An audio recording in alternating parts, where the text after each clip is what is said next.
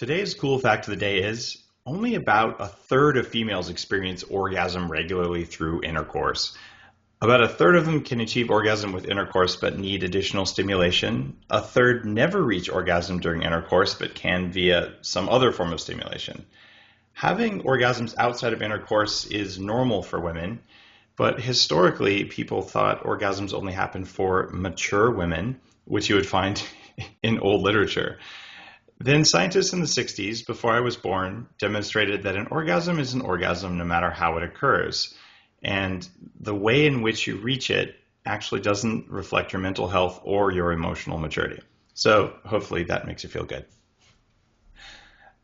On that note, and very topically, today's guest is none other than Geoffrey Miller. He's an evolutionary psychologist who's best known for his books The Mating Mind and Spent, which came out a couple of years ago in 2009. He's a professor at the University of New Mexico. I go Albuquerque, I grew up there. And he's a fellow of the Association for Psychological Science and did experimental psychology at Stanford.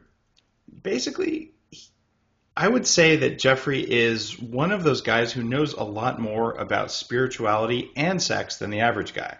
So I'm particularly interested to talk with Geoffrey today about things that go from more of the physical all the way up to the emotional and the psychological side of how people perform well. And I don't mean perform well in the bedroom, although we may touch on that. Geoffrey, welcome to Bulletproof Radio. It's great to be here, Dave. Looking forward to it. Sounds like great topics. Now, you're working on a new book. Are you up for talking about it? Yeah, for sure. Yeah. All right. What's it called? It's called Mate, M-A-T-E, Mate, and the subtitle we think is going to be something like The Young Man's Guide to Sex, Women, and Dating. And my co-author is Tucker Max. And we're basically aiming to write the book that we wish we had had as teenage boys trying to figure out this weird other species, females, and where we didn't really get very good advice about how to understand women, what they want, how to date, how to appeal to them. Didn't get good advice from our dads, our high school health classes, from the media, from porno, from anybody. My high school and maybe eighth grade sex health classes were really enlightening, right? I'm guessing yours weren't. I also wish that I had a book like that, but I mean, you've got Tucker Max. By the way, Tucker's a friend. I'm working with Tucker on a project as well on helping to get the Bulletproof Diet book out and to get it into as many hands as possible where it'll help people. But I mean, isn't this going to be sort of like yet another pickup artist book, or are you going to do something different? We're going to do something really quite different because our focus is really, most guys aren't sociopaths and don't actually want to manipulate women into bed the way that some have argued the pickup artist scene tries to do. Yeah. So, most young guys actually want girlfriends. Shocking how that works. There's a lot of good reasons why it's kind of a good idea. It's just more efficient to get a girlfriend than to chase a sequence of one-night stands. You'll actually end up with more success, more happiness, more sex, and a better woman. So our focus is cultivating the traits that are going to make you a more attractive boyfriend in order to get a great girlfriend. Just, so guys don't end up alone and frustrated and shooting up a bunch of UCSB campuses or whatever. We basically want to make it easier for young men and young women to find each other and to have win-win relationships, mutually beneficial relationships. So I didn't think we'd go here in this interview, but back when I was a young man, I had a job in a water amusement park, middle of high school kind of time frame, and I was stuck selling tickets in a booth. And in this booth, there was nothing but like teenage girl magazines, and I was bored to tears. So I started reading like Young Miss and Teen, whatever they were called, I don't remember. And there was this awesome article that said how to tell if a guy is hitting on you, and this was advice. So I read this. I'm like, this is awesome. It's like step-by-step instruction. So I tried it on the next ticket, and I had this little kind of experimental thing, and oh my God, it worked. And that was a really good summer for me, given that there were girls my age in swimsuits coming up to the window, letting me hit on them basically while I sold them a ticket. So that for me, that was actually transformative because I'm like, oh my goodness, like it's actually possible to do something here. Is there going to be advice in this book for women to understand how to effectively interact with men? Because the advice in that book was Hmm. actually it wasn't very accurate as far as I Yeah, could tell, yeah. but That might be a follow-up book. I mean, okay. we have thought seriously about doing Yeah. something like that, but we'd probably want to bring a female co-author on board. Yeah. And the challenges that women face are really kind of different. It's easy to get a guy to sleep with you if you're basically like symmetrical and under 80. Um, the problem for women is getting a high quality Yeah. guy to stick around with you, right? It's Hmm. it's more about mate retention than mate attraction. And the way that guys are choosy about the women that they stick with, um, is like we're not that choosy at first, but we're really choosy about who we settle down with, who we marry, who we, offer a ring to. And women call that commitment phobia, Right. right? The way that guys are like, oh, if you won't sleep with me in a one night stand, you must be sex phobic, right? Right. Each sex derogates the other as being choosy. I, I'm So seeing a that would be a different book. okay. I want to see a book someday that has like printed in one direction on the top half is the instructions for boys and printed upside down on the bottom half is the one for women because Yeah. I got so much value from sort of looking at it from the women's perspective when I was trying to learn how to date. And it seems like you'd read the guy's part, oh, now I get it, and turn it over and go, oh, that's what they're thinking. Kind of like in a negotiating class where you negotiate with someone, and then when you're done, you get to know what they knew, which never happens in a real world negotiation. Yeah. Yeah. There'd be great value there. So drop a few tidbits for women who are going to pick up that book, even if they're not meant to. Yeah, and I think they'll enjoy reading it anyway because a Yeah. lot of it will probably help them kind of clarify their mating goals and what traits they're actually paying attention to in guys and kind of how to assess those. Um, and particularly young women don't know their own preferences that well, so I think the framework that we offer to young Yeah. guys might also be helpful to them. This is going to be a book that helps a lot of people, I think. And your comment about there being less of those UCSB shoot 'em ups. When you read that guy's postings, it was really clear he was lacking guidance and understanding, and was Yeah, a total nutter in other ways. yeah.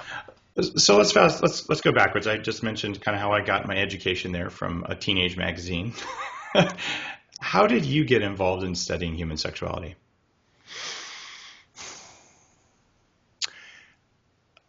It was actually a little bit more roundabout than you might think. The honest answer is a little bit it's a little bit weird. I mean, when I started grad school at Stanford, I intended to study cognitive psychology, right, which is all about learning and memory and categorization and how we think and the most abstract forms of thought. And within 6 months, I was bored to tears with it. I couldn't stand it. I wanted something a little more grounded in real Okay. life. And I met a couple of my advisors, postdocs, Lita Cosmides and John Tooby, who were really the founders of my field, evolutionary psychology. And they said, hey, there's a way to study human nature and emotions and preferences and the way people actually interact socially and sexually that's completely grounded in cutting edge evolutionary biology that combines the behavioral sciences and the humanities and the biological sciences and wraps it all up in a really powerful package. And that was super appealing to me intellectually.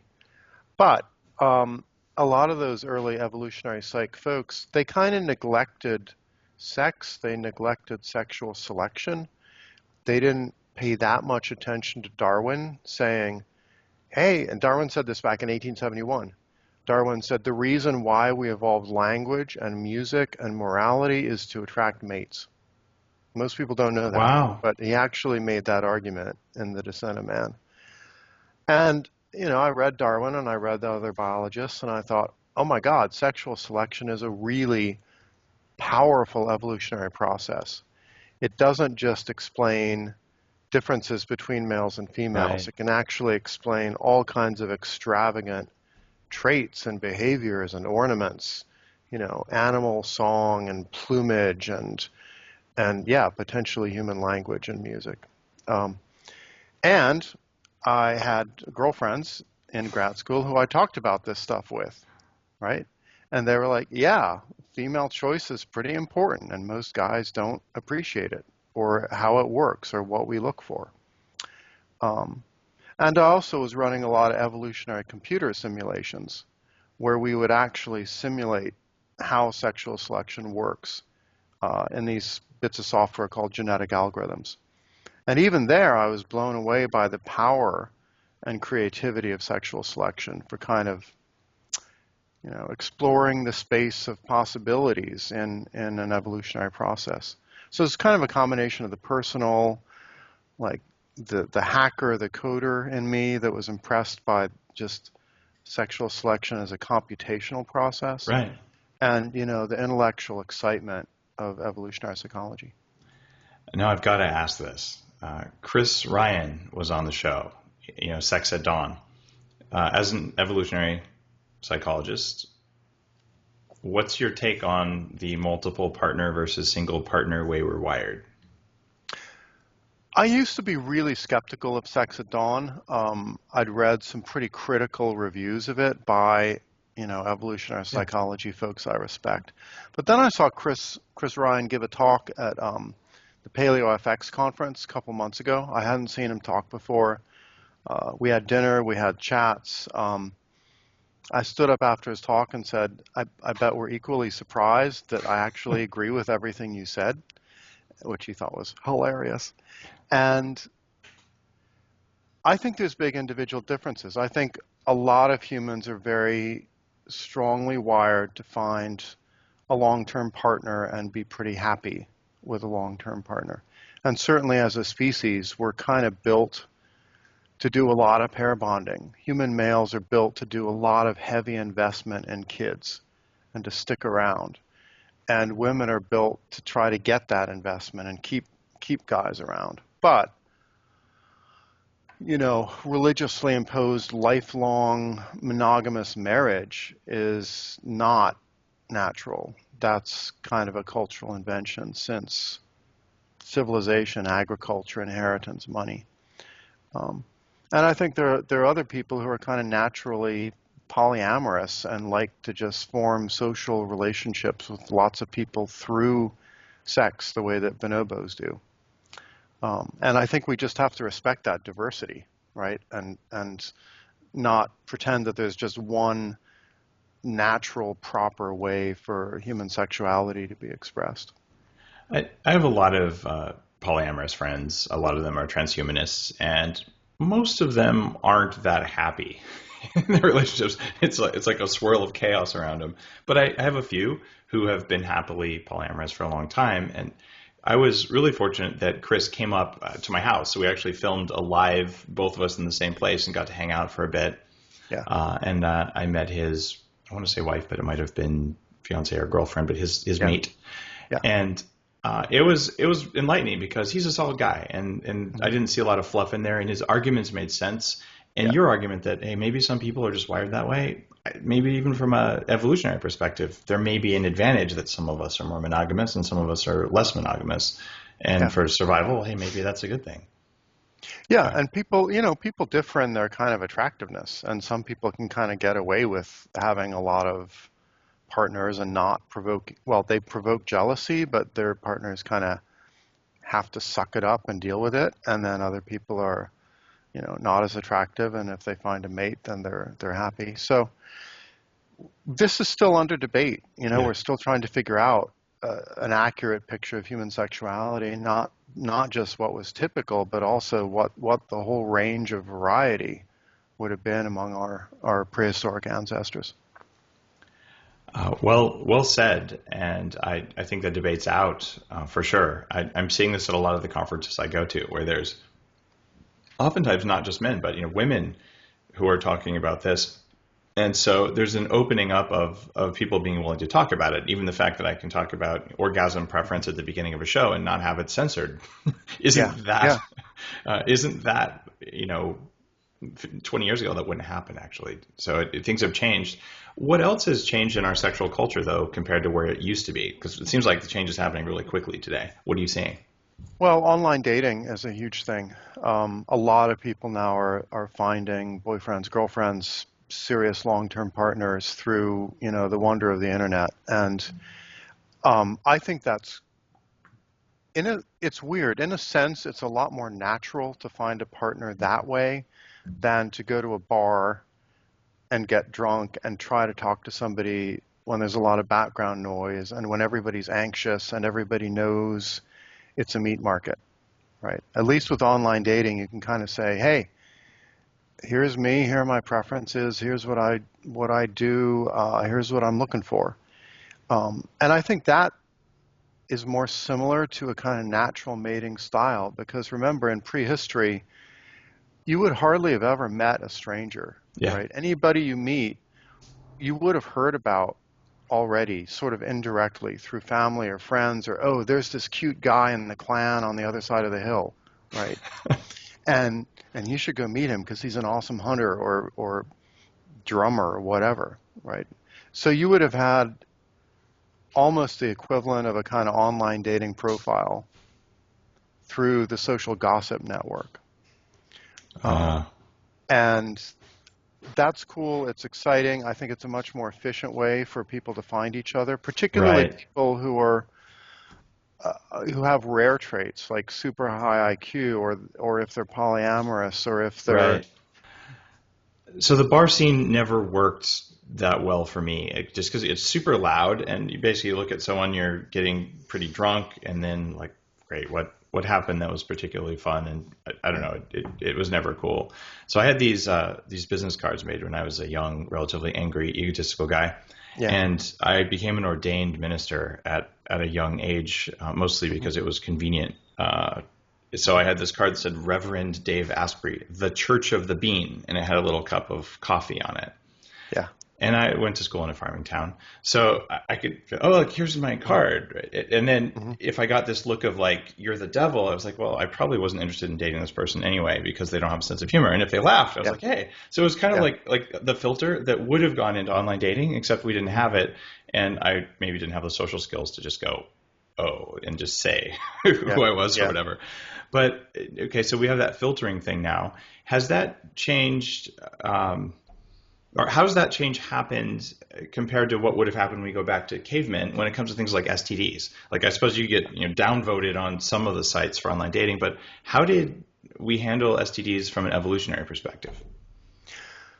Well, this is one of the big problems, I guess, with the Chris Ryan view of like, everybody fucks everybody all the time, is that's really a great environment for pathogens, right? That would be delightful to gonorrhea and herpes. That would be the perfect environment for them to spread. And there'd be real costs. I mean, a lot of those STDs, cause infertility in women. They cause all kinds of health problems. A lot of them, like syphilis, affect your brain and your behavior. I have a pet theory that certain personality disorders might actually be sexually transmitted infections. There's some good data backing that up. I've seen a couple studies on it. Yeah. So that's a big problem. And, some of the dangers that women face from kind of mating more promiscuously, pregnancy, STDs, sexual reputation damage, they're kind of serious problems. I mean, the reputation damage depends on the culture and what's normal and what's expected. But getting pregnant is an objective issue that, leads to heavy maternal investment, pregnancy, breastfeeding, childcare. And you don't want to be indiscriminate about who you get pregnant by. Yeah. So that probably leads against that argument. Well, let's chat a little bit about exercise and sex. Yep. Is sex good exercise? I mean, cavemen didn't really need exercise because they had to eat, so they had to kill stuff to eat, et cetera, et cetera. But what about now? Can I replace my cardio with sex? We don't know. This is the hilarious thing, right? There was one study done on this back in the early 80s, actually trying to measure the calorie output of people having sex. And, it was a pretty good study for the time, but not that many subjects. And that is the one study that gets repeated and repeated, third hand, 17th hand, in every, at least once per issue in Cosmo magazine and probably once per issue in Maxim. We don't really know the calorie cost of sex, and we don't know how long or how often people had sex. We know that we didn't actually ejaculate 20 times a day like poor male lions have to do Right. to get a lioness pregnant. But we do copulate longer than almost any other primate, right? Chimpanzee and bonobo copulation's just a few seconds. Human copulation, even back in the day, back before people kind of like understood about female orgasm, it's at least a few minutes, which is super long by most animal standards. And it's vigorous. It's a kind of test of at least kind of the aerobic equivalent of sprinting, right, if not marathoning. So high intensity interval sex, is that going to enter CrossFit anytime soon? Well, CrossFit's become pretty doctrinaire in certain ways, so I don't know. But I will say one thing, though, about erectile function, if I could. Sure. You know, doctors nowadays recognize that erectile function, you know, how hard your penis can get, is a really sensitive and very accurate indicator of a man's cardiovascular health, right? So if a guy goes into a doctor and he says, I've got erectile dysfunction, first thing the doctor wants to do is a bunch of blood work and cardiovascular disease tests, because the doctor knows, wow, that never happens by itself. It's a reflection of your systemic kind of blood supply and blood function, and we need to get that checked out. The implication is a woman can use erectile function as a kind of proxy for male cardiovascular health, right? If he can get a nice degree of firmness, then she's pretty confident, oh, even if he's, 50 years old, he's still pretty fit, at least in terms of his blood system. So I'm fascinated by these things that you can tell about somebody through sex that might not be obvious. One of the funniest things I've heard in a long time, the most popular class at UCSB, where I actually went to school, was called Human Sexuality, and it was taught by a husband and wife couple whose names I forgot. It was 20-something years ago. And at the last day of the class, you could hand out little questions, and they would answer any question of any type on stage. And since it was, a couple, it was screamingly funny half the time. But the one question that stood out the most was, I'm on a very, very low calorie diet, and my boyfriend tells me that there's no calories when I swallow. And I mean, you can imagine 1,000 college students laughing for 5 minutes after the question, right? But it's really funny because the calorie burn thing there, like, do I get this? And what calories in, calories out? I'm not a fan of calories in, calories out as a way to lose weight. It never worked for me. But that was probably just the best. It wasn't meant to be a joke, but the best joke I've ever heard. So it was awesome. The answer, by the way, was 36 calories on average. Still accurate? That sounds about right. Sure. Not 5,000 like some rumors are out there. No. Yeah, that sounds like a great class. And actually, I use one of those professors wrote the human sexuality textbook that I use when I teach my students. So, oh, wonderful. Okay. Yeah. It was a pleasure to take the class because I actually learned quite a lot, and it was just one of the best taught classes I'd had. And I'm forgetting their names now, but if you know their names, drop them for sure. I'm sure they might appreciate knowing that their work had impact. Yeah, sure. All right, let's talk about common myths around female orgasm. Wow.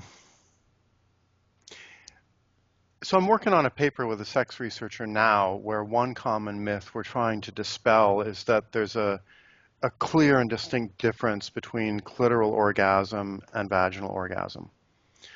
Now,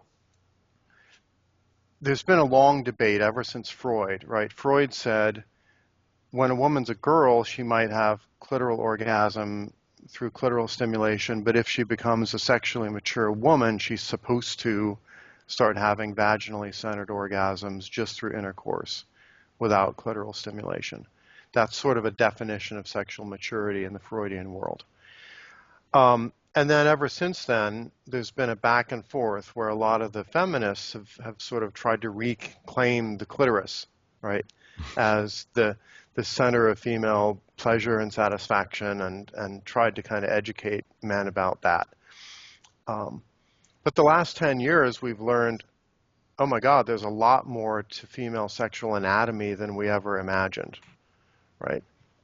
If you actually look at the homologies, the anatomical similarities between males and females, there's parts of the clitoris that are actually wrapped around the vaginal entrance that kind of correspond to the blood-inflated sacs in the penis, right? And what I think is happening with a lot of women is those vestibular bulbs, as they're called, which are their erectile function, often they don't get engorged enough during sex. So for a woman having sex without those vestibular bulbs being engorged would be kind of like a guy trying to have sex without an erection. It just wouldn't work very well. It wouldn't feel exciting or good. And so the anatomy is far more complex than just clitoris versus vagina. We've got data showing women can't really distinguish where an orgasm is localized that clearly or reliably. Is that the average women, or like it seems like some women are better at that than others? Yeah, I mean, the more sexual experience a woman has, probably the more partners she's had, the better the sex she has. The brighter she is, the more articulate, the better she can probably localize what's happening. So that's one issue. There's a mystery about female orgasm, which is why does such a high proportion of women not reach orgasm during intercourse with men, right? And some people have argued, oh, that shows female orgasm is not an adaptation. It's just a kind of side effect of males being able to have an orgasm in order to ejaculate. Elizabeth Lloyd at Indiana University made that argument in her 2005 book. I think that's wrong. I've argued in The Mating Mind, for example, that if you think of orgasm for women as a mate choice system, it should be discriminating, right? It should separate the men from the boys. If a woman had an orgasm given like any sex with any male lover, no matter how young or incompetent or unhealthy or low status, right? If she always orgasmed, then having an orgasm wouldn't give her any information about the guy, right? So what you want is awesome world-shaking orgasms with great males who have great traits, and to be left completely cold by bad males with bad traits.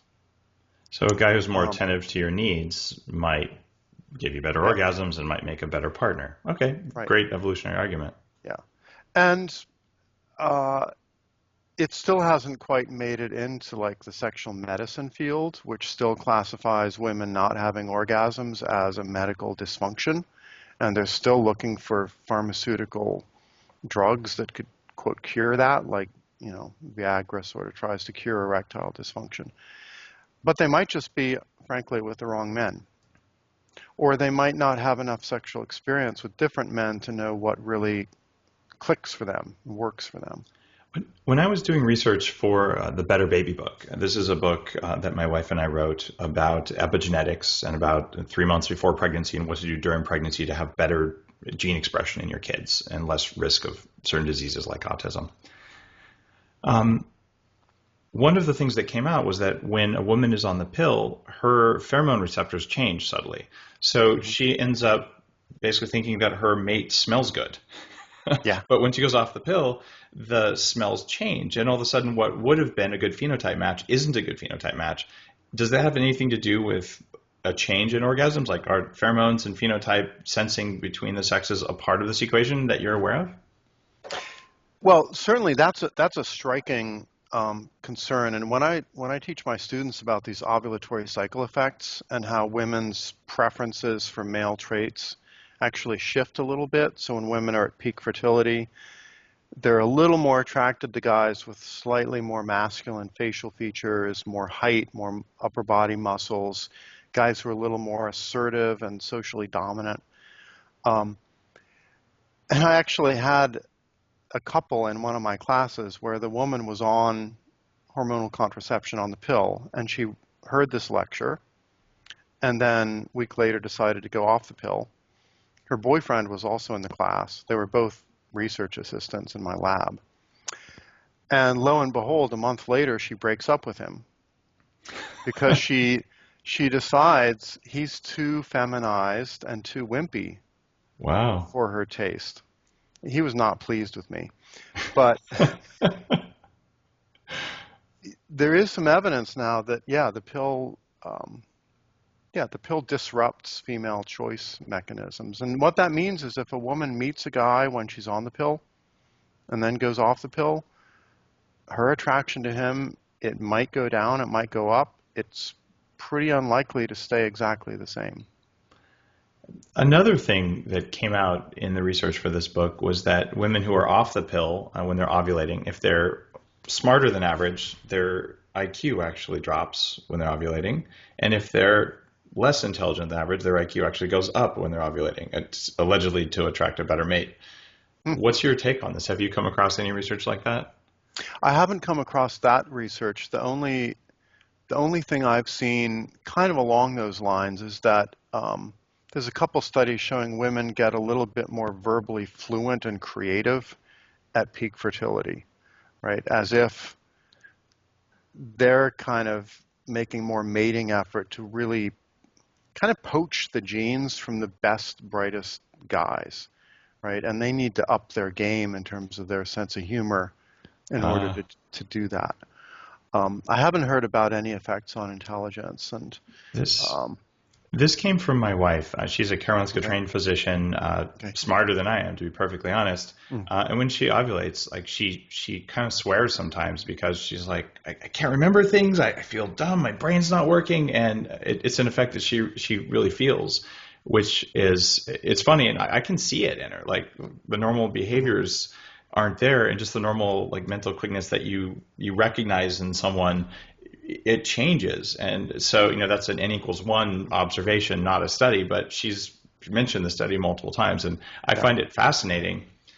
There's also Bree Schaff was on the show, a professional athlete, and had shut down her ovulation using a very strong ketosis diet because she wanted to perform at top level. And when you're ovulating, you don't always perform at top level. So the monthly variations in performance were just too much of an inconvenience. But instead of using hormones, it was just nutrition to do it.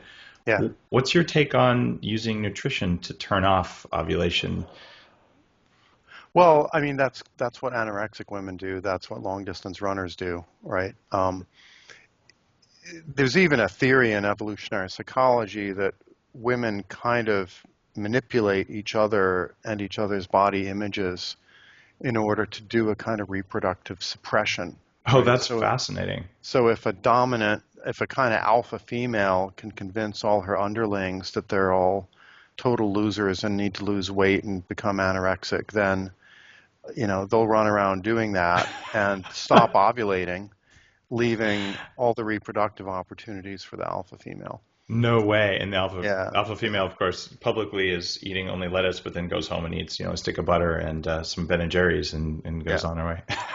And I had no idea. There's some pretty good analogs of that in some other primate species, actually. No kidding. Where, the female status has a lot to do with which females are ovulating and fertile and getting enough to eat, versus which are kind of reproductively suppressed. Wow, I had no idea. This is just fascinating. All right, what about one taste? Tim Ferriss wrote about the 15-minute orgasm experiment in 4-Hour Body, and there's a group of people who say orgasms multiple times a day for women increase oxytocin, make people happy. What's the evolutionary psychology perspective on those practices? I'm only just learning like third hand about them because I have a sex researcher colleague who's working with the One Taste group. Out of Rutgers or? She's based at UCLA. Okay. And So I'm not familiar with the techniques. I am highly confident there's not much scientific research on it yet in like the academic journals, but that's a fairly typical state of affairs, that academia lags about 20 or 30 years behind behind the bedroom. behind the bedroom and the cutting edge. And it takes a certain critical mass of kind of demand and knowledge and familiarity with those things for research to get done. And also bear in mind, the federal government in America is not keen on funding sex research. Yeah. Right? If you go to the National Science Foundation and say, hey, I've got a great way to increase gross domestic product by 0.5%, they'll be like, yeah, here's $10 million, go do that. Right. If you're like, I could double the orgasm rate in America, they'll go, not interested. Nope, the senators will object. That will be a problem. Right. Okay, got it. So I had one of the head researcher for One Taste on the podcast, and I believe she was out of Rutgers. Fascinating guest, and they had done some statistical analysis of what quadrant of the clitoris is most sensitive in the average woman, and can you go to 1 o'clock versus noon? And I've actually had a chance to meet Nicole Dadone and chat with her about it, and she goes very quickly into esoteric Buddhist practices, Taoism, things like that. What's your take on the sexual meditation side of things and all of that? Because you do delve into shamanic realms as much as you go into just sex, which is what we've talked about for a lot of time so far. Well, I'm maybe 90% sex, 10% shamanism. But, this is another instance where there are no doubt a lot of cultural traditions around the world that have taken sex a lot more seriously than American society, and that have built up a body of wisdom, probably most of which is bullshit, but some of which probably has some merit. And it's also pretty clear that in increasing almost any aspect of mental health, whether it's overcoming depression or schizophrenia or anxieties, just practicing mindfulness or doing almost any kind of meditation is really helpful. And the same is very likely, in my humble opinion, to be true for sexual dysfunctions, where a lot of what people are frustrated about in their sex lives, they could probably resolve a lot of those problems by just paying attention to their breath for 10 minutes a day, or being here now, being in their bodies. And a lot of sex therapy is quite consistent with that. It's all about sensate focus, right? Pay attention to what your body is sensing, rather than anxieties or the past or the future or how you look under candlelight or whatever.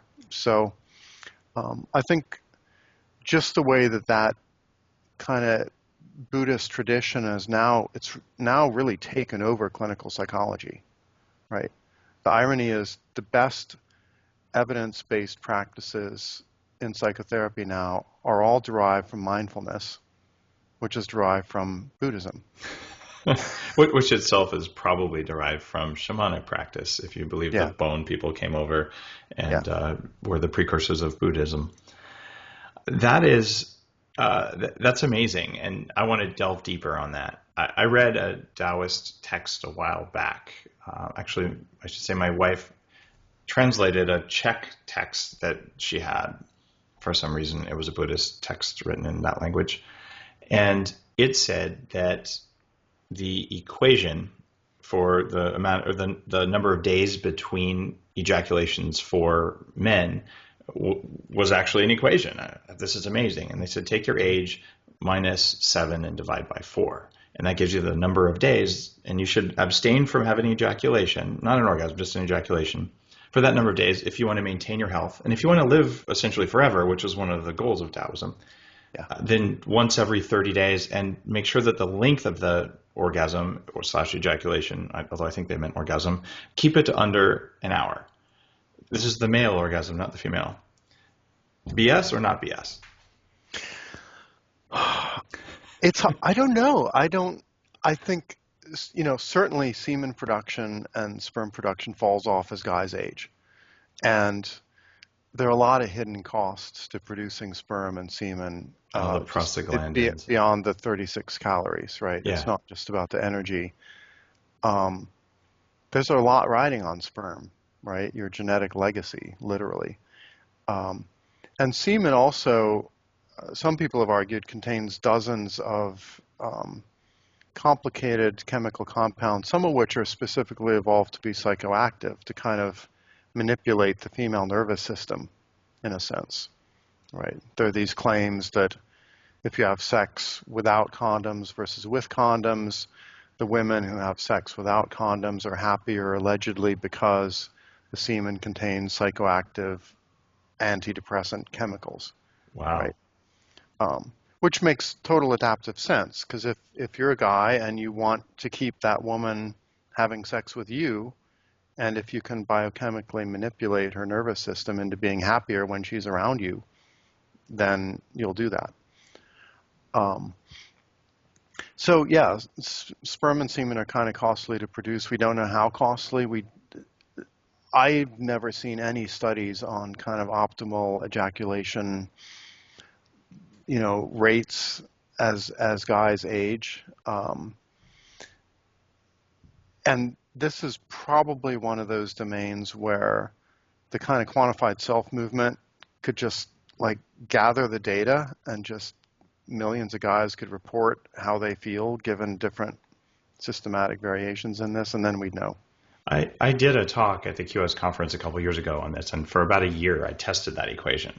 So I tracked my daily life satisfaction in terms of my career, my home relationships, things like that. Came up with a number. Yes, it's subjective. And I tested the once every 8 days. I tested the once every 30 days. And it was a terribly difficult experiment to do, because all it takes is one little slip up. I was 21 days into a 30-day period, and I got to start over, and it's a little frustrating, as you can imagine. Yeah. But what I did find, which really I kind of thought this was going to be BS, but what I did find was that all of those cases, my general satisfaction with life went up. The frequency of sex went up dramatically, because when you don't finish, could we go again tomorrow? Yeah. So number of female orgasms goes up when you do that, and number of intimate encounters goes up even though you're not finishing. So at the end of that year, I had definitely learned a new level of nervous system control that I didn't have. And in order to have that level of whatever staying power, I had to do the heart rate variability exercises. I'm a certified heart math coach. I use with my clients to reduce anxiety in boardrooms and everything else, just to allow people to be more in the zone in a flow state. But without the breathing techniques, I don't know that it's possible to do that. When I was done, I ended up, at the end of the year, I felt like I've learned how to control the part of my nervous system that's responsible for hunger. And I'm not going to die if I'm a little hungry. And I used to really, at some biological level, think I was going to die. At another level, you think you're going to die if you don't have sex, because it's species survival. We're wired that way. Yeah. I'm done with that. Whether I have sex or I don't have sex, I'm not going to die. I don't feel like I'm going to die. The anxiety that comes with it is gone. So it was a great experiment. I'm happy I did it. And I'm sort of amazed that there isn't more data on this. But now we've got 1 million no-fappers out there. And are you following the no-fap kind of thing? No, what's the no-fap? This is in about the last 3 years. These are guys who give up, I don't remember what FAP stands for, but they're essentially doing a similar experiment. They give up porn, that would be the P there, and they give up masturbation. So they're basically, I'm not going to masturbate, I'm not going to do porn, and there's various flavors of who's how extreme and all. But there's a very large number of people who do it, and I think the reason it works is they're resetting dopamine sensitivity, because porn just whacks your dopamine receptors to the point that nothing is going to satisfy you. But they're reporting, especially younger guys, just profound improvements in energy and motivation. And frankly, I grew a lot of the Bulletproof company when I was not ejaculating all the time. I had this just intense energy, like Napoleon Hill writes and boxers and all that. Is there any academic evidence that says limiting ejaculation makes you perform better, lift heavier, kick harder, anything like that? Or is this just kind of something that martial artists do? It makes total sense to me, right? I Yeah. mean, my whole career is kind of built around analyzing male mating effort, right? And in all its manifestations, right? So mating effort is the time, energy, attention you invest in trying to attract and retain women. Now, if you're ejaculating all the time, your body's kind of sending your brain signals that you're succeeding. There's apparently some mate, even if it's only a virtual porno mate, and thus you can down-regulate your mating effort, right? You don't need to be ambitious and get up early and exercise and accomplish shit. So I suspect that, the more often a guy will ejaculate, the less mating effort. And for me, that means the less creativity, Yeah. right? The less ambition, the less extroversion, the less social networking. Um, Probably your body is also getting the signals that say, I don't have to bother looking that attractive, right? I Yeah. don't have to look like hot single guy anymore. So it makes complete sense. But here again, we academics are completely failing the rest of humanity. People are not studying this. I've seen zero research on it. And that's sad because what gets reported, for example, in sports medicine is people say, oh, there's no research that, having sex the night before the big game has any effect on big game performance. Well, there might be no research, but that does not mean there's no effect. There's no research that the sky is actually blue either, but we're pretty sure it is. Yeah. Yeah. It's There's also no research that jumping out of an airplane, double-blind research, jumping out of an airplane without a parachute will kill you, but I don't want to be in that experiment, right? So there's some things. Yeah. I'll tell you, my data was unequivocal. There is an orgasm or an ejaculation hangover for men, at least for me. I didn't feel it, but in my data, I'm like, good God, the day after, I'm always like my satisfaction. I don't like my job. I don't like Yeah. my wife. I mean, I like her, but not as much. All that sort of thing. Like nothing's as good. Mm-hmm. And women, I think, they know this. They've noticed this in their mates forever.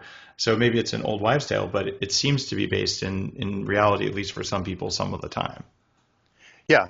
Yeah, it makes sense. And, also, there is research on what's called the affective shift, which is that when guys are kind of gearing up towards orgasm, having sex, they're really into the woman. She's more beautiful than anything. They're completely focused on her.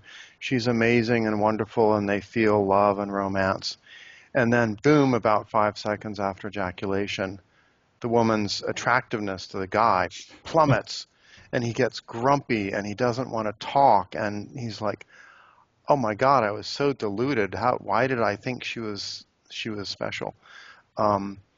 So the shift from before to after ejaculation in terms of his relationship to her is sudden and dramatic and pretty well documented. But this post-ejaculatory hangover is, probably just a kind of continuation of that. One of the side effects of that experiment was during the times when I wasn't ejaculating as regularly as normal, was that Lana said basically, you're nicer to me. And I mentioned this on stage at Quantified Self Conference. And afterwards, there was a group of, 20 or 30 people. And several couples said, oh, yeah, we've done a similar thing, but didn't maybe gather the data the same way. And all of the women said the same thing. Yeah, actually, they are a lot nicer this way. And I was kind of surprised by that, too, because apparently there's some kind of variance that's very well hidden from us as men, but it appears to be there. So I would really like to see more research on that because that could shed a lot of light on relationship behaviors. Oh, for sure. And, guys being nice is just another form of mating effort, right? That's a tweet right there. Yeah, so I'm not surprised women notice, because none of us notice our own moods as easily as our spouses do, right? That's very true. Well, let's talk for a couple minutes before we come to the end of the show about how shamanic practice comes into play as an evolutionary psychologist focused on sex. How did you get into that? Why is that a part of what you do? It's not a big part. I mean, it's been an interest of mine. I just happened to get invited for reasons I am still slightly baffled by to talk on a panel about shamanism at, Ah, PaleoFX. Um, I think it might have had something to do with a paper I wrote about drug legalization policy a couple of okay. years ago. Okay. Um, and that was kind of um, I guess, a signal to the conference organizers, oh, he's into evolution and he's also not too closed-minded about psychoactive drugs. So Got it. bring him on the shamanism panel. Let's see what happens. That makes a lot of sense. There are arguments that sex is a gateway to altered states. In fact, one of the books I've read about that talks about how women more than men, but both sexes can have full out of body, very spiritual experiences some of the time, or with some lovers versus other lovers. Is there an evolutionary reason for that, or any other comments on that? Well, just like I mentioned, it's important for a woman to discriminate between different lovers, and also different contexts, different sets and settings and degrees of propitiousness. Like, is it springtime and the wet season and everything's in bloom, and if I got pregnant I could feed my baby for sure, right? That's romantic and exciting and leads to better sex than dead of winter, everything's dark and depressing and nothing's growing, and if I got pregnant I'd miscarry. Okay. So women will discriminate between, like, no orgasm versus having an orgasm with a guy. But then once you have a pretty good orgasm, you might as well continue that discriminative ability all the way upwards, so that if there's a guy who's just absolutely awesome, right, you find a genetic gold mine or just an amazing partner, then you also need some way that your mind kind of signals to yourself as a woman, this is an extraordinary experience. If I can get this guy to commit to me, I'll have genetic immortality. We'll have 8 amazing kids, and I will have 30 grandkids, and we will populate this whole continent, right? So I think that kind of sense of sexual transcendence that you get with a really amazing lover is a kind of marker for, in a way, the possible genetic future that you and he might have together. A very interesting theory. I love it. It makes sense. So when someone who does more than just a good orgasm, but puts you in another realm, Yeah, maybe, and I'm saying that for both partners, but yeah, maybe there's more to that relationship than just sex. So, yeah, okay. yeah. And, evolution is happy to use any incentive system it can find to get us to do things that are good for long-term reproduction. So if the human brain is capable of transcendent or out of body or freaky psychedelic states, and if evolution can kind of use that somehow to motivate us to do stuff that's good for reproductive success, it'll do that. And It, sex might be one way that it kind of hacks that system. is there an evolutionary explanation for like BDSM and things like that you've come across that never seem to make sense from an evolutionary perspective to me, but I'm not trained in that. So, There's certainly, a big overlap between sex and dominance and power that's not been very well explored yet. Um, it's a tricky subject because even my female colleagues who work on things like uh, doing a Darwinian analysis of romance novels, right? They get flack for pointing out, oh my God, there are kind of a lot of rape fantasies in romance statistically novels. speaking, right? Yeah. And there's a lot of kind of, oh, naughty pirate captain abducted me and took me away from my home and family, and yet then it was the hottest sex ever. Um, that fits very well with what the anthropologists say, that there's a lot of tribal warfare. There's a lot of capture of women in tribal warfare. A lot of our female ancestors did not choose all of their male partners voluntarily. They were kind of plucked out of their tribe while their dads and brothers were killed, and they were taken off somewhere else. Now, once they get to the new tribe, they might still have the scope for either choosing which captor they mate with or seducing, the leader into actually kind of committing to them or loving them.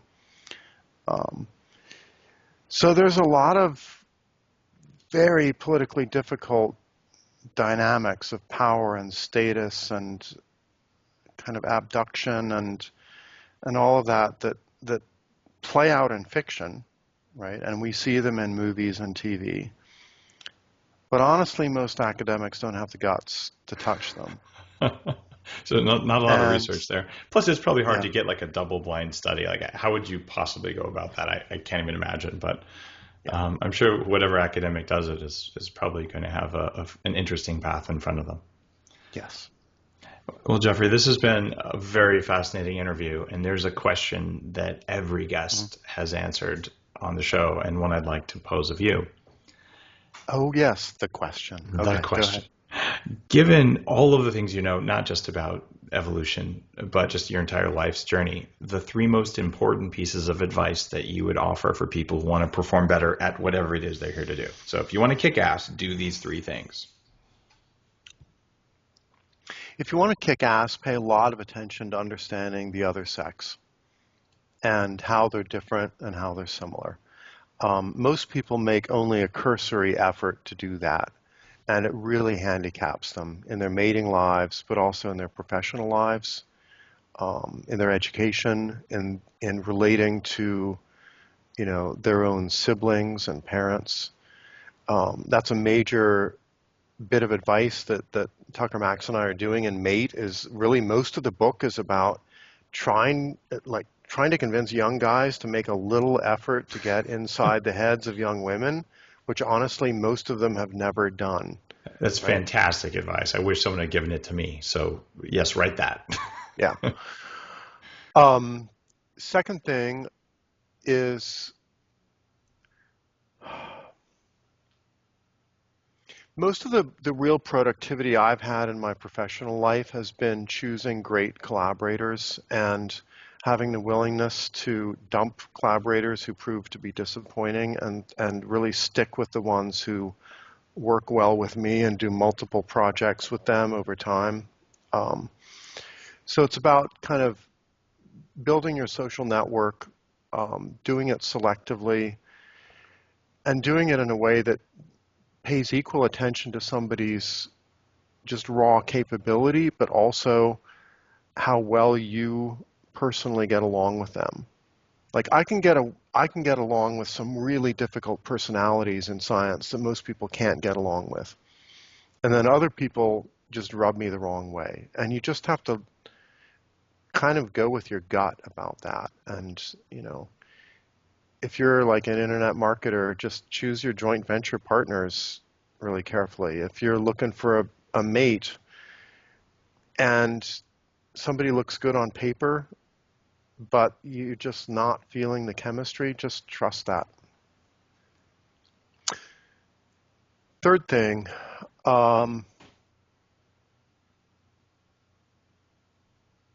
just keep cultivating new skills on a kind of lifelong basis. This is something I didn't bother to do, particularly in my marriage, very well.